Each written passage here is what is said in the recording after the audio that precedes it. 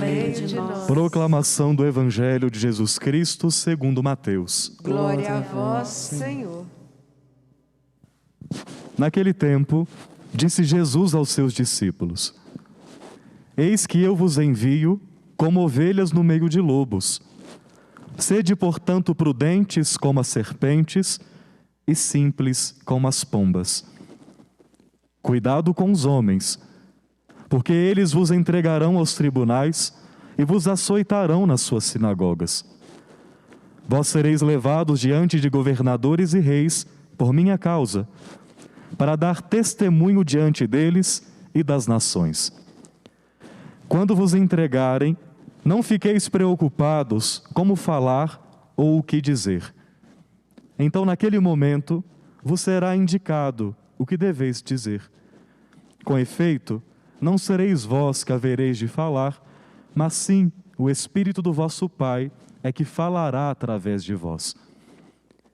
O irmão entregará à morte o próprio irmão. O pai entregará o filho. Os filhos se levantarão contra seus pais e os matarão. Vós sereis odiados por todos por causa do meu nome. Mas quem perseverar até o fim, esse será salvo.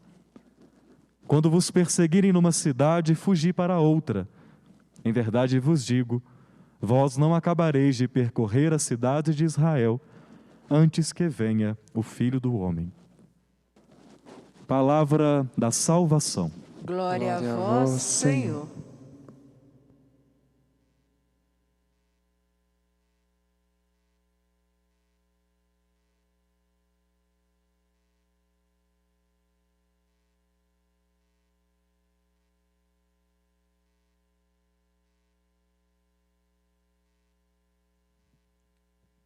Reverendo Diácono Henrique, queridos irmãos e irmãs aqui presentes ou unidos a nós pelos veículos de comunicação.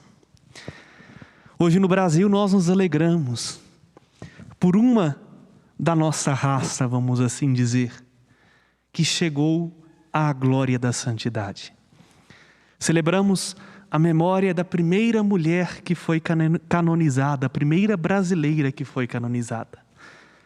Talvez se eu falasse a primeira santa brasileira, poderia gerar um pouco de confusão, porque historicamente nós tivemos outros santos que nasceram antes da Santa Paulina. Mas ela foi a primeira que recebeu o reconhecimento oficial da Igreja. A primeira na história, a primeira brasileira, que a fé cristã católica nos aponta como um modelo de vida e de santidade. Quem é esta santa? Gostaria de, se me permitem, à luz da vida de Santa Paulina, aprofundar no Evangelho de hoje e nas leituras que a liturgia nos propõe. O nome dela não era Paulina. O nome dela era Amabile Lúcia, que nasceu na região de Trento, na Itália. E logo cedo, seus pais, porque eram muito pobres, e ela tinha mais 14 irmãos, imagina, uma família numerosa, se viram obrigados a emigrarem para o Brasil. Chegaram aqui como imigrantes no final do século XIX e foram morar no sul do país, na região de Santa Catarina. Lá, aos 10 anos de idade, ela recebeu a primeira comunhão e desde então já começou a se envolver com os trabalhos de evangelização. Se tornou catequista, algo que era extraordinário para um leigo naquela época, antes do Vaticano II. Ensinava as outras crianças a viverem a fé. Tinha um amor muito grande por Jesus e foi se envolvendo aos poucos nas atividades paroquiais. Mas aconteceu que por volta dos seus 20 e poucos anos de idade, Amabile sentiu no coração um desejo de viver uma profundidade com maior radicalidade do Evangelho. Foi então que, junto de uma outra amiga, com o nome de Virgínia, foram cuidar de uma senhora que estava em estado terminal de câncer.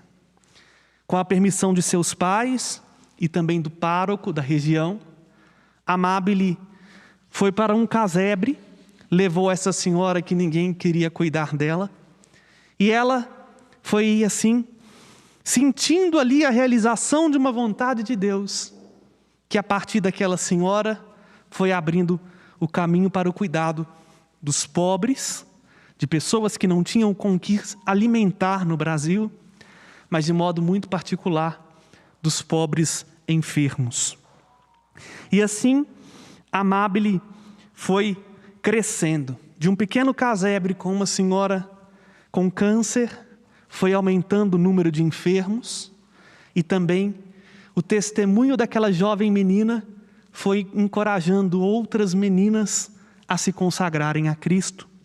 De modo que assim, Amábile pede permissão ao bispo diocesano para fundar uma congregação feminina aqui no Brasil, cujo nome é Congregação das Irmãzinhas da Imaculada Conceição, cuja carisma é exatamente o cuidado dos pobres e dos enfermos. E adota então o nome para si de Paulina do Coração Agonizante de Jesus. Santa Paulina, no início da congregação, teve um vigor missionário extraordinário, ao ponto que a sua congregação cresceu tanto que ela deixou Santa Catarina, foi para o estado de São Paulo, para fundar uma nova casa com o mesmo objetivo de cuidar dos pobres e dos enfermos. Mas na vida dos santos, em alguns momentos, os santos são provados, porque, como diz a própria palavra de Deus, é pelo fogo que se conhece o valor do ouro. Na vida de Santa Paulina nem tudo foi flores.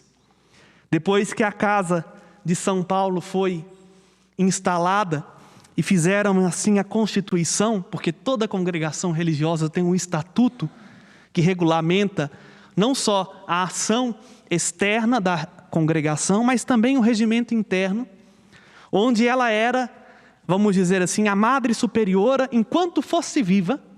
Depois de alguns anos, por inveja de alguma de suas companheiras de missão, Madre Paulina foi destituída da função de madre superiora e tratada como uma funcionária. Vejam, de fundadora a uma qualquer, na própria congregação. Isso durou mais de 15 anos, onde ela sofria a humilhação das próprias irmãs, que não só debochavam dela, como não aceitavam a sua autoridade espiritual de fundadora. Até que então, depois que essa madre superiora fora destituída da função, a congregação pede perdão à sua fundadora, coloca novamente irmã Paulina na função de coordenar, mas aí as provas da irmã Paulina continuam, não mais na humilhação moral, mas agora na humilhação física, porque ela tinha diabetes. E pouco a pouco a doença foi fazendo com que ela perdesse sua saúde, teve que amputar um braço, depois perdeu totalmente a visão. E terminou a sua vida em 9 de julho de 1942, com uma frase nos lábios: seja feita a vontade de Deus. Vejam, Santa Paulina é para nós exemplo concretíssimo daquilo que nós ouvimos no Evangelho de hoje. Jesus que orienta os seus discípulos sobre a maldade dos homens. Nenhum de nós, meu amado irmão e minha amada irmã, por sermos de Cristo, estamos isentos da humilhação e do sofrimento. Nenhum de nós. Muito pelo contrário. Porque somos de Cristo, vamos passar por humilhações, sofrimentos por causa dele. E hoje, Não é de se espantar que muitos de nós se escandalizam por ver tanta, e me desculpe a expressão, tanta podridão no interior da igreja. Quando se preza pela instituição, pela estrutura, e se perde o foco do que realmente é a igreja, nós corremos o risco de nos tornar como as confrades de irmã Paulina, desconsiderar a ação da graça de Deus e prezar pela honra, pelo nome, pela reputação. A igreja vira quase que uma ONG, uma empresa, porque nós perdemos de vista o nosso fundador, Jesus Cristo, nosso Senhor. Nós somos chamados a ser no mundo ovelhas, a configurar a nossa vida ao Cordeiro, que deu a sua vida para que o mundo tenha vida. Mas Jesus não ilude ninguém. Olha o que de cara ele diz: eu vos envio como ovelhas, mas no meio de lobos. Sede, pois, prudentes como as serpentes e simples como as pombas.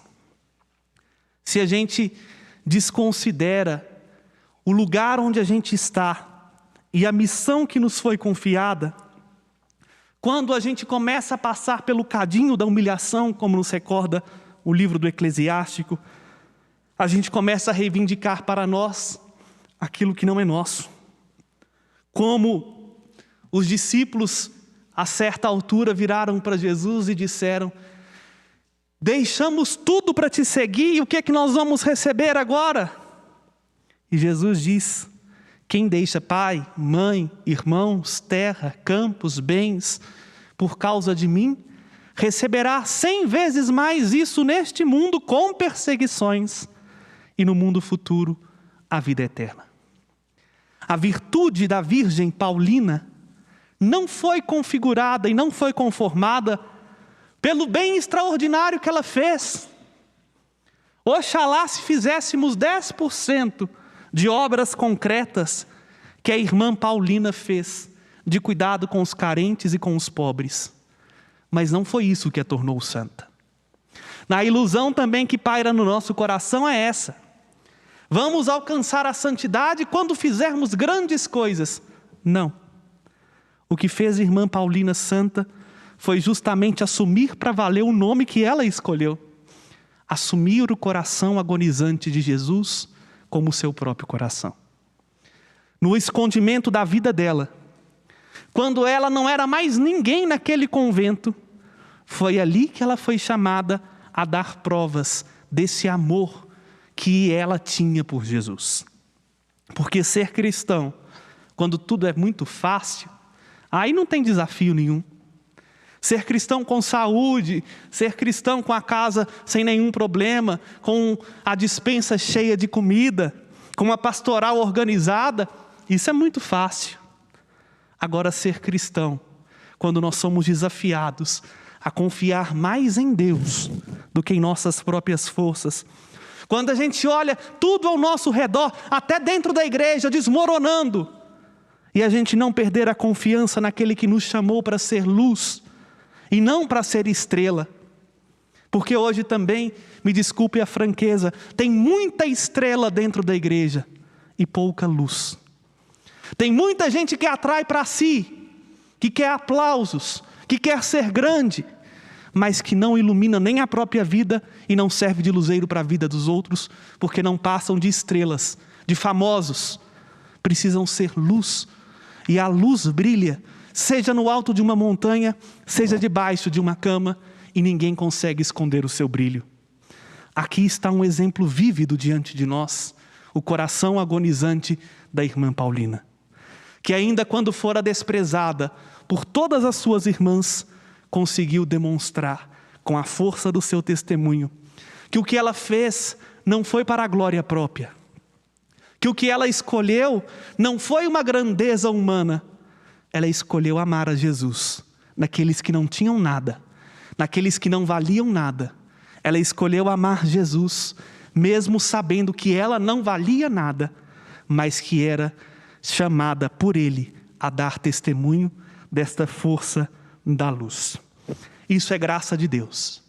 Como o Fábio cantou na antífona, que alinhava tudo isso. Quando vier o Espírito Santo, Ele vos conduzirá à plena verdade. A plena verdade sobre nós mesmos, sobre quem é Jesus, mas a plena verdade que o mundo tanto carece, que é a verdade do amor.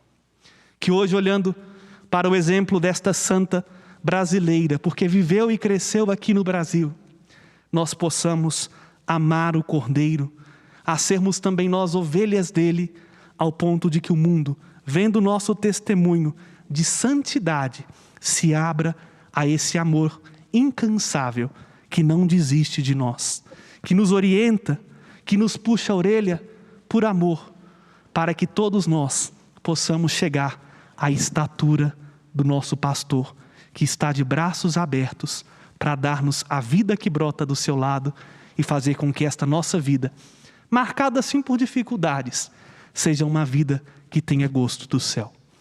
Louvado seja nosso Senhor Jesus Cristo. Para sempre seja louvado. Fiquemos de pé e, pedindo a intercessão de Santa Paulina, elevemos ao Senhor